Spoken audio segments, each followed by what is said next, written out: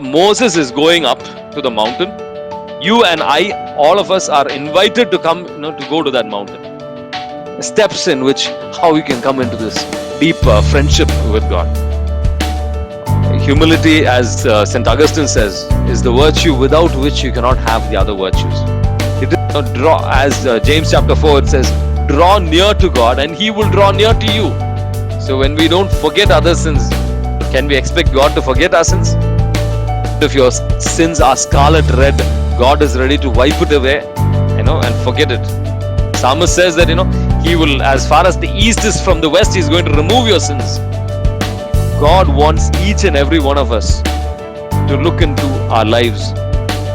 Even if we take out one sin in our lives, as we work on ourselves every Easter, when we introspect, one detachment. The more you are detached from the worldly things, the more you are detached from worldly things, you will become more in the likeness of Christ.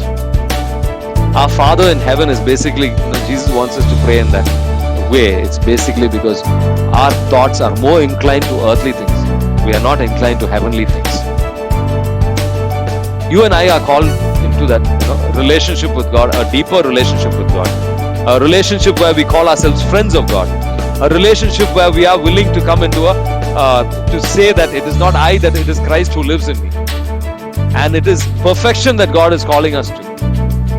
It may not happen overnight, but it will happen. But are you willing to allow God to work in your life for that?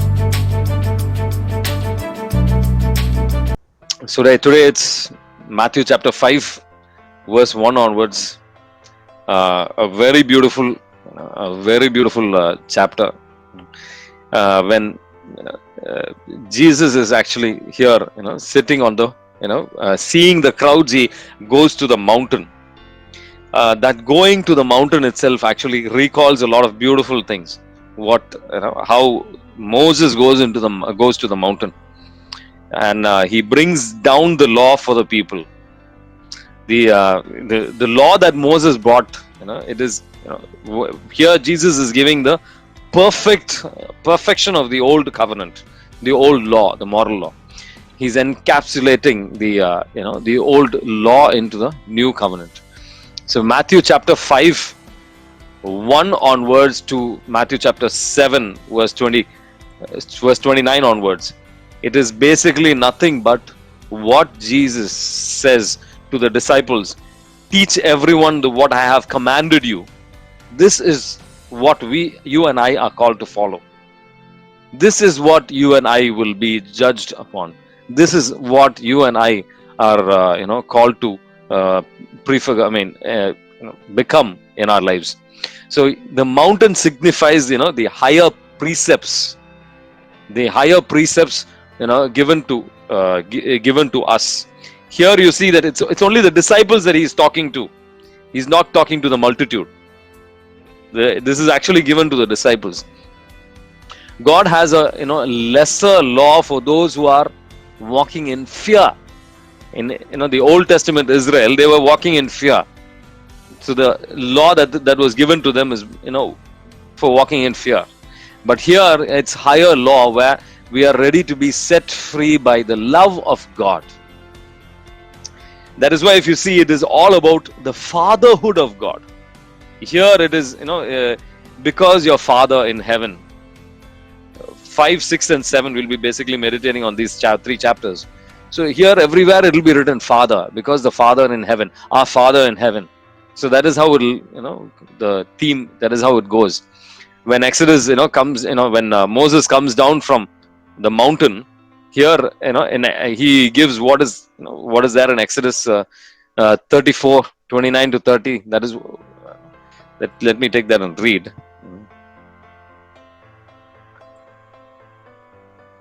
Exodus 34, verse 29 to 30. When Moses came down from the Mount of Sinai with the 2 tablets of testimony in his hands, as he came down from the mountain, Moses did not know that the face of his face shone, because he had been talking with God. He had been talking with God. How many of us actually, talk to God? So what has Moses been doing here? He's been talking to God. So what is the effect of talking to God? What happens to Moses here? Uh, what is happening to Moses here? See, it is something extremely important that I'm going to share right now. For the next few minutes, make sure that you have complete focus and attention, so that only then you will get, that's the crux of it. That is the crux of it. Only then you will come, understand the rest of it. Okay. Few minutes of complete focus and attention. Here Moses is going up to the mountain. You and I, all of us are invited to come, to go to that mountain. The moment, Jesus died on his passion and death on the cross, he's removed that veil that is blocking the grace of God to flow into our lives. Now that it is removed, you and I, all of us are called to go into that mountain. Moses went and he spoke face to face with God. So what is that? What is the difference? Why is Moses talking face to face? Why are the other people really not talking, face to face?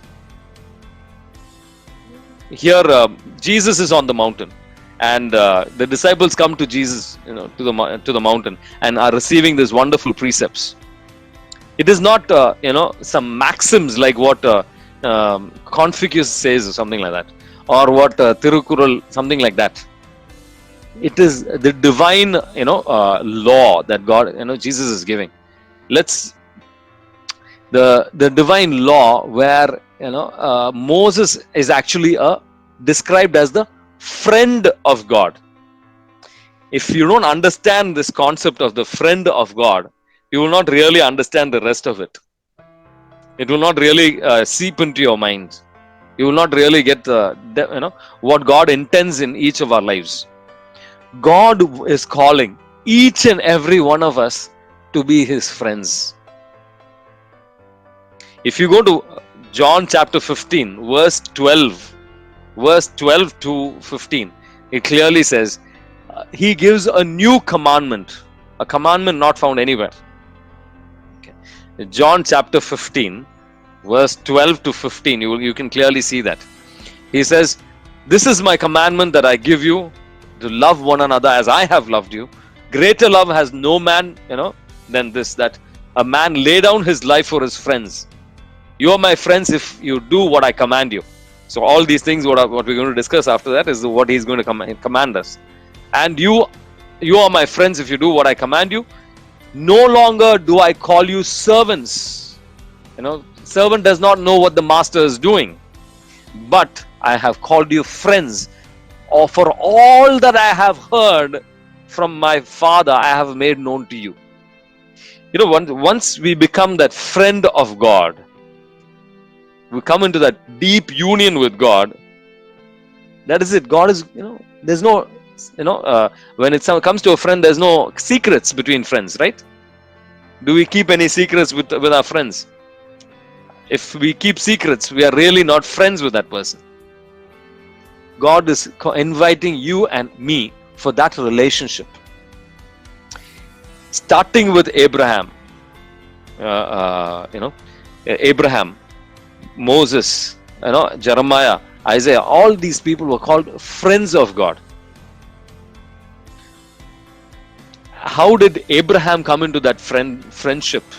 If you go to Genesis chapter 17, from Genesis chapter 12 onwards to Genesis chapter 17 onwards, you see the walk, how Abraham is, coming into a union with God. All through that, he really does not come into that kind of a union. See, he comes into that kind of a union of being a friend of God. It happens only in the 17th chapter, when in the 3rd verse, it says that he fell on his face. A total surrender of our lives with a total trust in God is what brings us into this deep union. You and I are called to do that, invited to do that. The more we trust, the more we surrender, more we come into a deeper union with God. We come into a deeper friendship with God. It is a grace of God to be able to completely surrender our entire lives, our finances, our house, our things that we do, and all that. God is inviting each and every one of us to do that. Okay, now the next few things, the beatitudes that we're going to meditate on is basically, uh, you know, uh, steps in which how you can come into this deep friendship with God. Steps in how you can do that. The first part of it, the very famous, I think, the kingdom of God belongs to the poor in spirit, who receive the word of God. Is basically with the many of us do not have this humility. That includes me. We tend to receive the word of God with questioning. We are doubtful sometimes. Is this really going to happen in my life? But when Abraham or Moses heard it, they did not question God there. The poor and the lowly with whom Jesus identifies.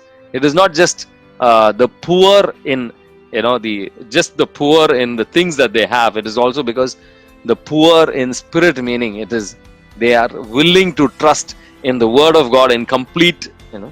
They may not really understand. When you read it, you may not understand it completely, but you are willing to to question it for the sake of understanding, rather than question it because you know something more than what the word of God is revealing to you.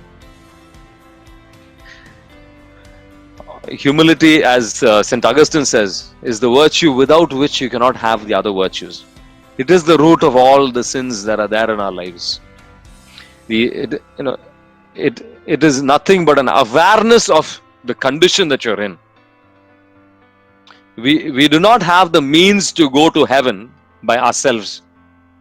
That awareness. You may be the richest person, or you may be the most knowledgeable person, or the most healthiest person. Doesn't matter, but still, it falls short. It will not take you to heaven.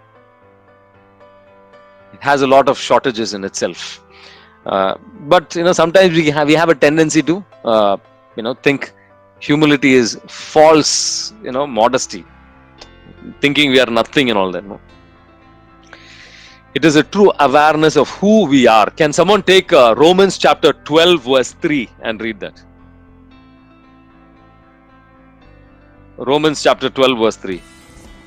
For by the grace given me, I say to every one of you, do not think of yourself more highly than you ought, but rather think of yourself with sober judgment, in accordance with the faith God has distributed to each of you.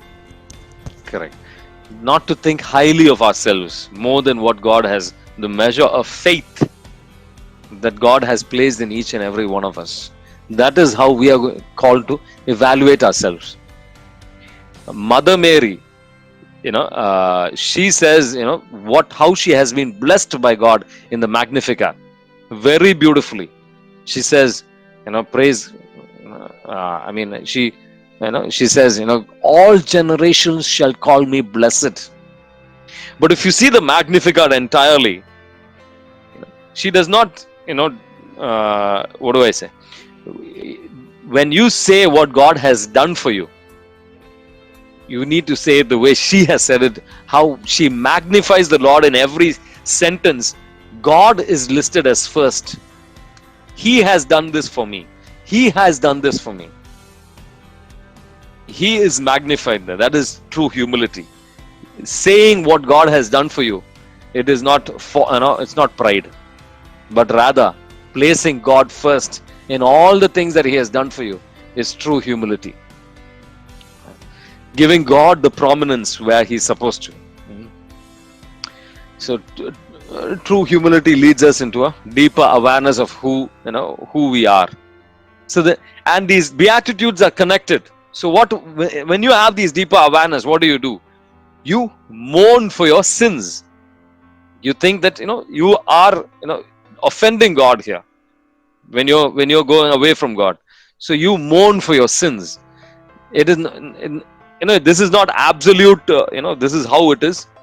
You can mourn for the earthly lack of things that you have, but I'm giving you a different thought. I thought this will be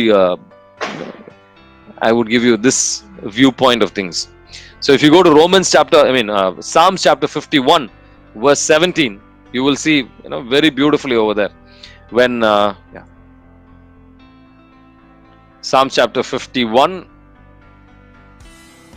verse 17, you will see how David says, the sacrifice acceptable to God is a broken spirit and a contrite heart, O God, you will not despise.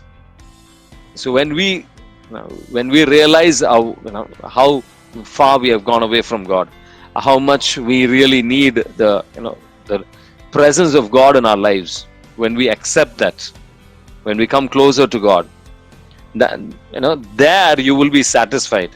You will feel the presence of God coming into your life. So that is when you truly are becoming meek. You become meek by allowing God to work in your life, rather than taking the upper hand and trying to bring the transformation within your life. We work in union with God to bring the change in our lives. It is not a one-sided thing. It is not God alone or me alone. It is draw, as James chapter 4 it says, draw near to God and He will draw near to you. So it is a union. We keep the steps and God keeps His comes closer to us as well. It is in union with God that we do this. If you go to Matthew, where it says, "Blessed are the meek," what does this actual meek mean? Does it mean what does it mean? So what do you think it actually means? Blessed are the meek; they shall inherit the earth. Matthew chapter 5 verse 4. Blessed are the meek. What is your thoughts on that?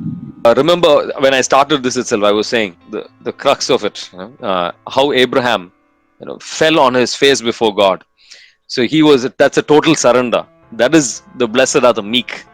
You give your complete surrender to God, where you see this horse, in its mouth there's a bit in its mouth, and it gives, there's a rider who's holding it. God, who is the one who is leading you.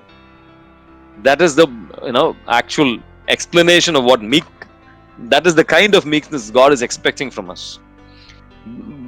To understand this more biblically, if you go to Numbers chapter 12 1 to 4.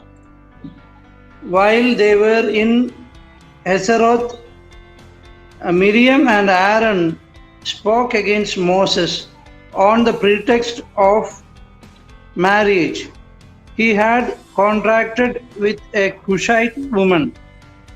They complained, "Is it through Moses alone that the Lord speaks? Does He not speak through us also?" And Lord heard this. Now Moses himself was by far the meekest man on the face of the earth. So at once the Lord said, "Moses, Aaron and Miriam, come out, you three, to meeting tent." And Okay. the three of them went. So if you see the entire thing, Moses, Aaron and Miriam, both of them get punished. And what I'm trying to come at is here, this is the true meekness that God expects you and me to come into. We don't react. We don't react or act in accordance with our impulses. God expects this out of us. When Moses is actually being really out of jealousy, they're saying, "Oh, you're not a big person," and all that. They're putting Moses down as much as possible. Lord does not respond immediately. If you notice, Lord is waiting for Moses to respond. Moses actually stays quiet, and then once Lord realizes Moses is not going to defend himself, the Lord defends him. Lord defends Moses. How many times have you allowed the Lord defend you? How many times do you believe that you've been meek? How as Jesus says in Matthew chapter 5 itself, do not get angry, he says. This is the meekness that God is expecting from you and from me. I would like to share an incident where I was with a friend of mine, at office. All of us were there, and this friend of mine, came and started talking to me, saying that how many, children would you like to have? I said, we would like to have 6 children, but then, and I was coming to explain. So this guy started shouting, "Is your wife, a slave or whatever it is?" He's a Hindu brother. He was trying to, really boss out the conversation there. I wanted to give my explanation, but the Lord said, "Don't speak." I just kept quiet. That is very unusual for me. So I kept quiet. And as I kept quiet, there's this Muslim friend of ours, colleague of ours. He came in, and he started to explain that there is this, brother that an uncle that he knows, who has 11 children. First 5 he had given them, set up jobs for them. This next 6 of them he educated them, and right now, whenever they go out and all that, you can once in 6 months they go out. He gets, all of them collect some money monthly. They give some money to the father. It comes around. It amounts to around, at that time, I'm talking about 6-7 years back, 7-8 years back. So they get around 1.5 lakhs, and once in 6 months they hire a bus and they go out in a very joyous manner. So in every moment of our lives, we don't have to defend ourselves. To Abraham, God says, "I am your shield." Genesis chapter 15 verse 1. I am your shield. Are you allowing God to be your shield? Are you meek in every situation, every circumstance of your lives? See, when I say meekness, it is a personal conduct that I'm talking about. It is not a community conduct. If someone is trying to kill you and all that, you can defend yourself. That is not the idea. You need not allow him to sin, but then that is not the idea. It's a personal conduct. When someone comes in, accuses you, how do you react? Do you get even more angrier than the person who came and shouted at you? How do you go about how are you leading your lives? So that is the when you are meek, then what happens is you have given your complete control to God. God is your defender. Then what happens is, here in our lives, what will happen is this: you will inherit the earth. What that means is, basically, when Israel was going into the promised land, Canaan, they picked lots to choose which group, like Benjaminite, which tribe will go to which area. And it is said that God is the one, when you pick lots, it is God who is the one who is choosing and giving it to you. So in the same way, the plan that God has in store for us will happen in our lives when we give total control to God. That is what this actually means. Meaning, it also promises us eternal life. No doubt about it. But in many areas of our life, the biggest challenge we have is in being meek, in giving full and total control, to God. That happens when we have Matthew chapter 16 verse 24 happening in our lives. Denying our self, that is our selfish desires, carrying our crosses, the daily struggles in our life, and following the Lord. Denying the self, carrying our crosses, and following the Lord. So then next, when we go to blessed are those who hunger and thirst for righteousness. What is this hunger and thirsting for righteousness? When we are thirsty, what is it that will be there in our mind? If you're really thirsty, you've been exercising or running, going for a run, you're extremely thirsty. What will be there in your mind? It's only water. You may get the most precious thing that is there right in front of you, but if you don't get water, That is what that will be there in your mind. God says, when you are thirsting for righteousness in your life and in the people around you, in your family, and the friend, whoever God is bringing into your life, then you will truly be satisfied. True peace will be there. Blessed are those who hunger and thirst for righteousness, they shall be satisfied. Are you hungering and thirsting for the righteousness in your life and in the people around you?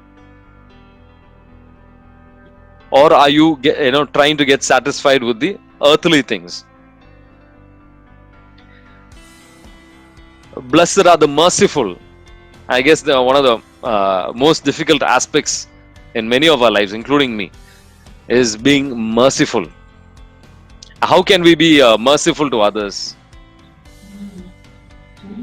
Luke chapter 6 verse 36. Be merciful as the heavenly Father is merciful.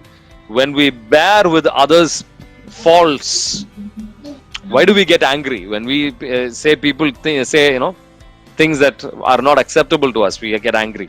When we bear others' faults and we are patient, we are being merciful there.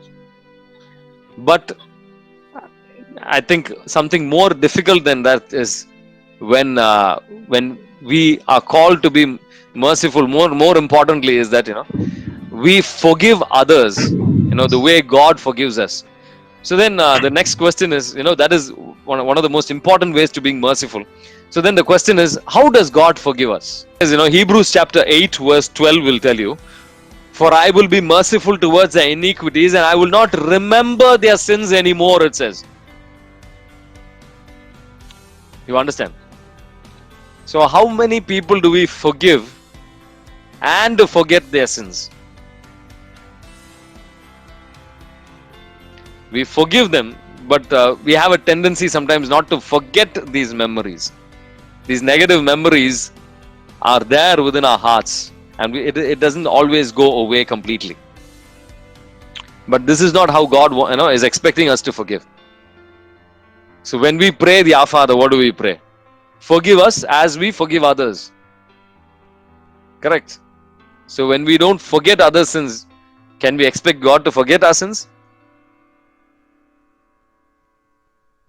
You understand? God expects us not only to forgive, it is also to forget the sins of others.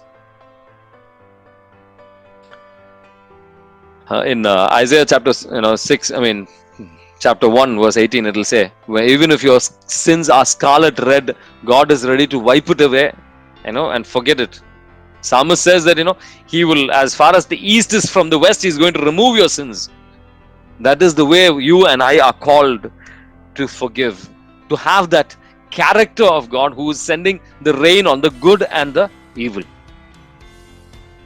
In prayer, when we bring these struggles of it is a struggle not just to forget, it is also a struggle to forgive as well. So when we forgive others the way God expects us to forgive, we get true peace in our hearts. That is where blessed are the pure in heart. We don't have unforgiveness in our hearts. We are humble, we are meek, we are allowing God to work in our lives. We have surrendered our lives completely. That is when we truly become pure in heart. When we truly become pure in heart, we have this integrity. The honesty is one thing. Even that we struggle with that as well. But then integrity is when people are not watching, we are still good. I have struggled with that a lot, especially in my work environment. Even when people are not, even when people are doing the wrong things within around us, you and I are called to be with integrity. Colossians chapter 3 verse 22 to 25. Slaves and masters. Slaves, obey your human masters in everything, not only when being watched as currying favor, but in simplicity of heart, fearing the Lord. Whatever you do, Do from your heart as for the Lord and not for others, knowing that you will receive from the Lord the due payment of inheritance. Be slaves of Lord Christ. So whatever you do, you and I are called to do it as though we are doing it for the Lord, not for a human master. I've struggled with that. I've failed in that many times. So the Lord has been correcting me on that as well. So very beautifully, the blessed are the pure in heart. We are doing the right things, whether people are watching or not, because we know, as it was told to Abraham, walk before me and be blameless. See, Enoch and Noah walked with God, it will be said, but Abraham, it is said, walk before me. When we walk before God, meaning God is watching us at all times. It's like even a CCTV camera may go off when the electricity is not there, but then God is watching us to make sure, that we are walking, in His likeness. We are walking according to, His desire. We become in the, form and likeness of God. There, we see Christ in everyone. Blessed are the pure in heart. You work as though you work for the Lord, it says. What does it mean? It means that we are able to see, Christ in that person as well. He too is created. Doesn't matter whether, he is of our same religion or not. He too is created in the image and the likeness of God. We are able to do that. That is true. Blessed are the pure in heart. They shall see God. That will help us not to judge others. What does it mean to judge? We are taking the place of a judge. That will help us not to judge others. The only true judge who can look at every aspect and judge, is God. God the Father, God alone. Jesus Himself said, I did not come to judge, but to save the lost. So when we follow all this, when we are, the last part, blessed are those who are persecuted for righteousness' sake, for theirs is the kingdom of heaven. I don't have to explain that. All of us know what martyrdom is about. But the main thing, these are the focuses, these are the things that I wanted to explain.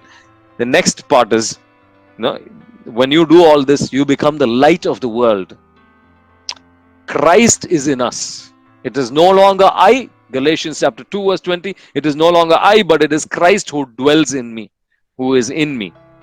When we follow all this, this is what it becomes. It is Christ who is in us. We are able to see Christ in others. Wonderful experience, wonderful situation.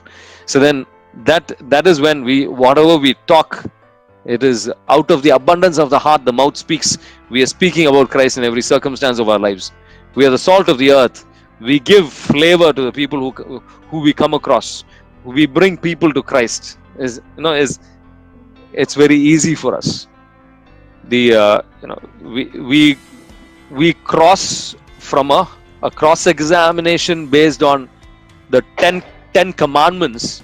We go beyond that kind of a cross-examination. Rather, we examine ourselves thinking, in a minute manner, because we do not want to fail God. We come into that deep love for God. We come into a deeper relationship with God. We look, in the smallest manner, have we angered? If does someone has something against us, we are willing to go and try to repair that relationship on our end, even if someone has done something wrong to us and is still angry with us. That is the true transformation within us that God expects. Sometimes we have a tendency to stay in this borderline and expect everything to flow into our lives, all the graces of God. We expect to go into the epitome of union with God, but that doesn't work that way.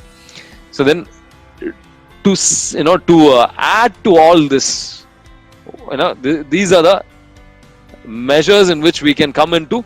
What is the last sentence? It says 48, chapter 5 verse 48, it says, you therefore must be perfect as your heavenly Father is perfect. This perfection God expects from us over here. It is not an idealistic thing that God is saying that, be perfect as me and all that. No. It is something that God wants to help us to come into that perfection. God wants each and every one of us to look into our lives. Even if we take out one sin in our lives,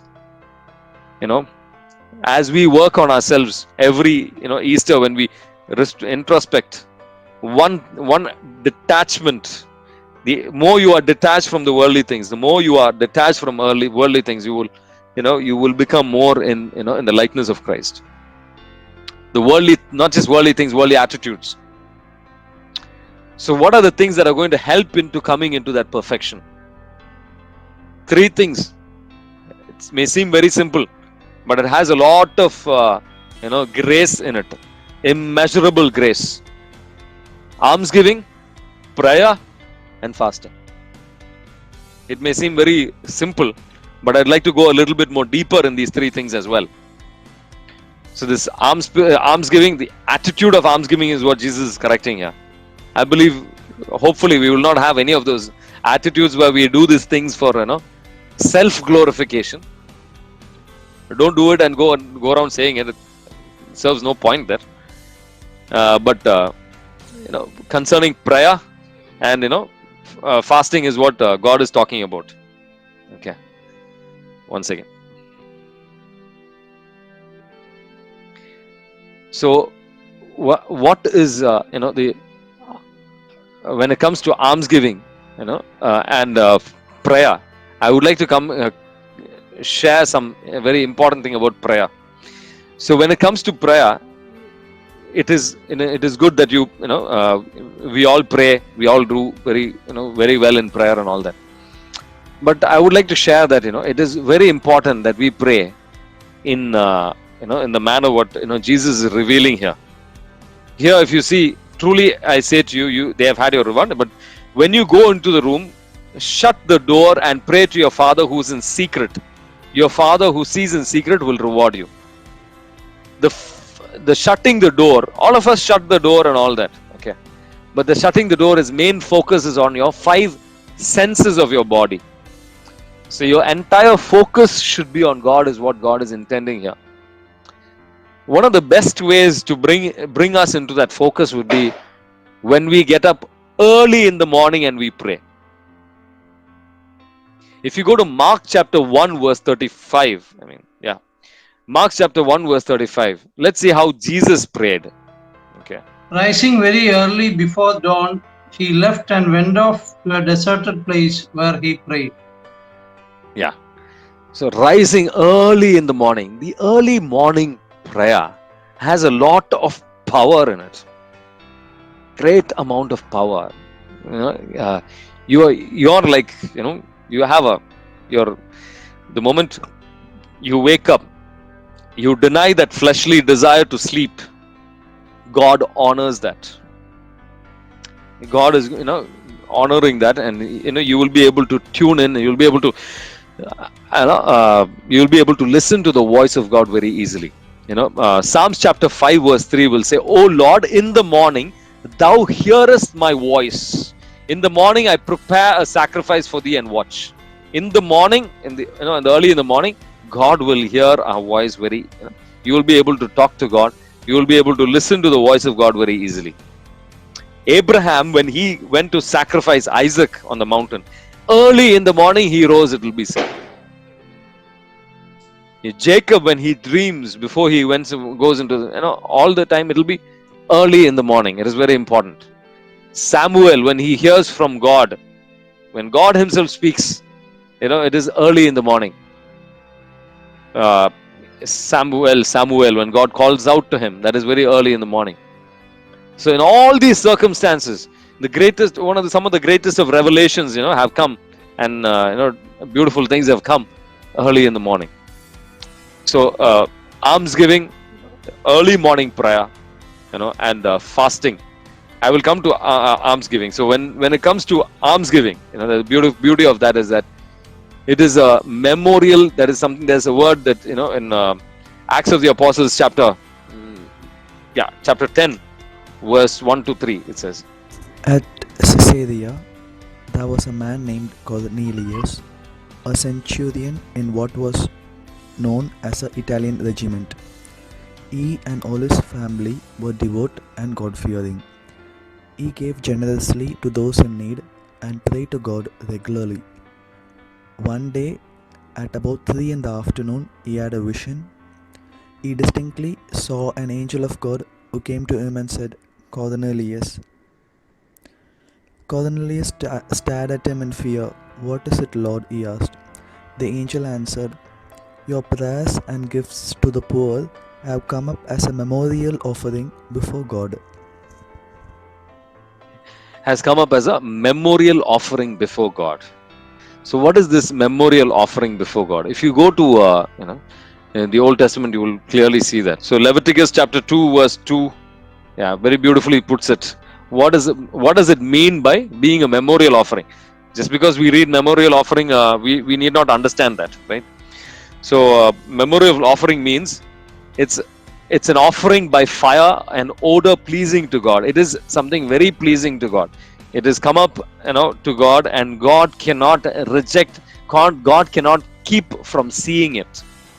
Every almsgiving, everything, the only thing that God is looking at our hearts is the attitude. Are we giving in a joyous manner? If we give it in a joyous manner without saying no to the people God is bringing into our lives, God will turn that into a very great blessing. So that is almsgiving is a antidote to the greed in our lives. Prayer is the antidote for everything. Almsgiving is an antidote to the greed sometimes that we have tend to allow into our lives. So then almsgiving, prayer, and fasting. Fasting is wonderful. When you go, especially if you can do it on a Friday, 2 continuous meals. If you fast, it'll be good. Minimum age of 18 to an age of 60 is what the church recommends. If you're sick, obviously you don't have to fast. But on a Friday, the fasting is far more anointed, I should say, because we are in suffering in union with what the passion of Christ. I still remember an incident where I thought, okay, today, this Friday, I don't want to fast and all that. So as I was reading I was sitting in the St. Thomas the chapel. So as I was sitting there and I was opening it, I could see I was asking the Lord, do I really need to fast and all that? So as I opened it, I saw the picture of the Lord's passion. So I thought, okay, this is maybe a coincidence. So I just took a bunch of pages, I just shifted it. Again, it was a Bible with pictures. So this again, the Lord's passion picture was there. I realized the Lord wanted me to through fasting we can come into another deeper union where we are much more in tune. When we say no to certain things which are even due for us, God, we are able to communicate with God. We are able to listen to God far more, easily through fasting, early morning prayer, and almsgiving. We come, far more deeper and closer to, in a relationship with God. So then, only when we do this, we will have the right attitude of the treasures. God, when I have this question, I'd like to wind up with that question. So when God says, Jesus, okay, first the question is this: where is God? Okay, let me make things simple. Where is God? Jeremiah 23:24 says, "Can a man hide from God? In secret places that I cannot see him, says the Lord. Do I not fill the heaven and the earth, says the Lord." God fills the heavens and the earth. So why does God say? And Jesus teaches, "Our Father in heaven." If you see the entire theme of that chapter, where is your treasure is the question that God is actually asking there. Jesus is telling, don't lay up treasures on the earth. where moth and rust steal, consume, and thieves break in and steal. It's basically, the theme is that, our hearts are inclined to a lot of these earthly things. Unless you do the almsgiving prayer and have that attitude that, of, reaching out to heaven, the heavenly desires. Colossians chapter 3 verse 1 and 2 says, seek the things that are above, where Christ is seated at the right hand of God. The problem is, we get so tied up with earthly things, we tend to forget, heaven. What are we here for? We are here only for a few years. How many years will we be there for eternity? Any numbers you can give? I don't think anyone can put a number there. Obviously you cannot. But just imagine, our Father in heaven is basically, Jesus wants us to pray in that way. It's basically because our thoughts are more inclined to earthly things. We are not inclined to heavenly things.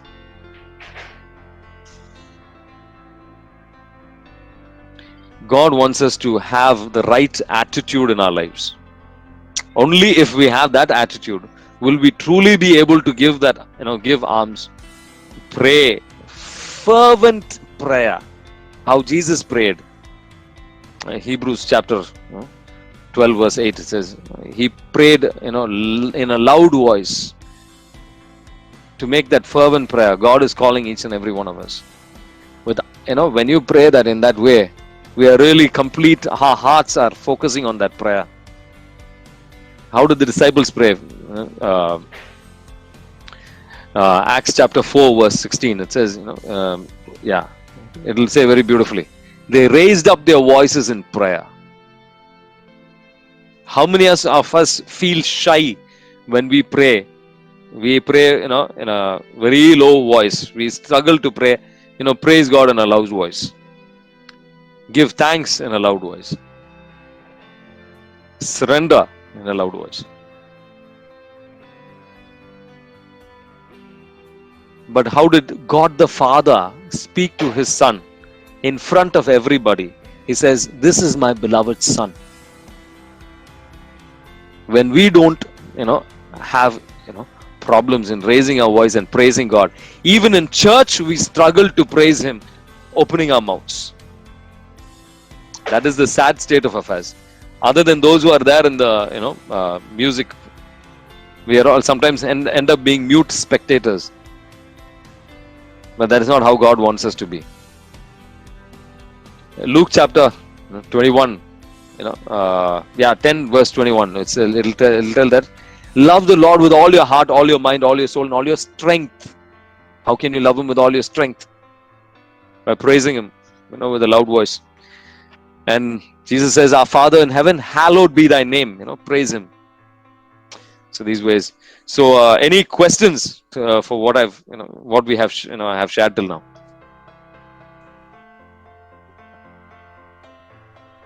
Can you summarize? Summarizing is simple. First is this. God, when you come in front in the presence of God, understand that God is inviting each and every one of us to something deeper. He wants us to be detached from all the things that are, we are attached to. The earthly things have a tendency to get attached to us very easily. We cannot be without this, we cannot be without that. Understand? Understand our wealth is in heaven. If you don't have that right focus, it'll be very difficult for you. Understand that there is a lot more to what we see. There is a spiritual world as well. Okay. So once you have all these, understandings, the knowledge and understandings are also quite important. If you don't have that, that is, you could sin. Jesus says to the Sadducees, you go wrong because you do not know the scriptures nor the power of God. Meaning you sin because you do not know the scriptures nor the power of God. So the crux of it is this, simple. You and I are called into that relationship with God, a deeper relationship with God. a relationship where we call ourselves friends of God, a relationship where we are willing to come into to say that it is not I, that it is Christ who lives in me. And it is perfection that God is calling us to. It may not happen overnight, but it will happen. But are you willing to allow God to work in your life for that? Out of love for God. It is love that is supposed to propel all this. Love for the Father. The fatherly love that He's showing us.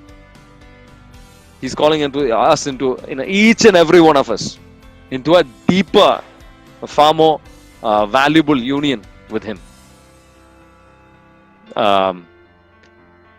Almsgiving, prayer and fasting will help us into doing that. Philippians chapter 3 verse 20 and 21, it says, but our commonwealth is in heaven. From it we await a Savior, the Lord Jesus Christ, who will change our lowly body into His glorious. And a different thing is, for our citizenship is in heaven, where we eagerly await a Savior. Citizenship meaning this is like a transitory phase. Our main goal is to reach heaven. That is what God wants us to have as a priority. Seeking first the kingdom of God and His righteousness. All these things shall be given to you.